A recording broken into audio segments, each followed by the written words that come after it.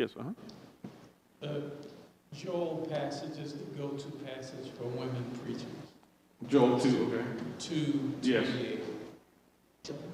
What is it that, if they're going to state that point, that proves that it justifies women preachers, what is the person missing by using that passage?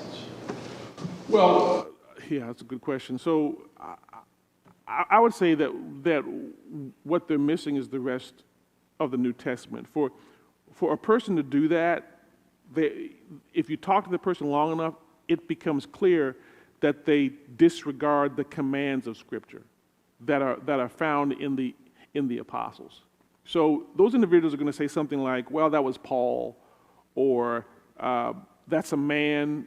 Joel is giving God's direct revelation, and so in some way they're going to belittle or talk down apostolic authority in order to elevate what they believe to be God talking, not realizing that God talks through the apostles. And so that's normally what that person is doing. They're disregarding the rest of Scripture, particularly the apostolic authority of the men that Jesus left in charge. Basically, they don't have a clear understanding of the Bible, how it was formed, and what its authority is. But there's something phenomenal that happened when those men and women prophesied and dreamed dreams, and the sun darkened, the moon turned to blood. So you're asking about the specifics of the incident. So yeah, I mean, Peter in Acts 2, because normally they don't go to Joel. Normally they go to Acts 2, and they say that Peter's talking about Joel, but this is when Joel happens in Acts 2, and from that point on you have women preachers. That's normally how they handle it. But yeah, I mean, all the events in Joel 2 did not happen in Acts 2.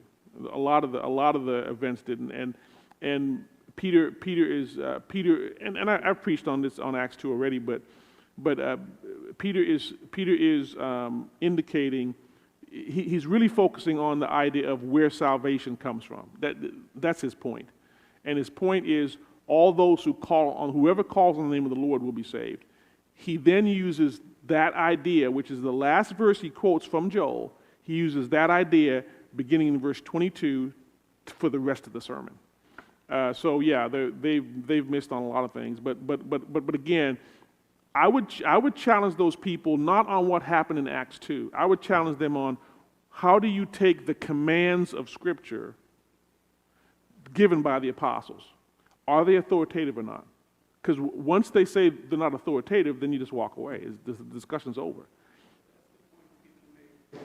When they bring up the issue of salvation, a woman can proclaim the truth and someone can get saved. So All day long. You can, so what's wrong with a woman preaching the gospel? You have people that get saved from it.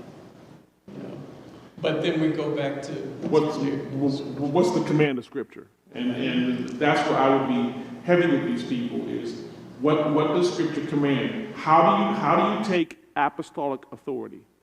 Do the apostles have a right to establish how the church functions? 1 Timothy chapter 3, verse 15 is very, very clear. How you function in the church is an apostolic issue.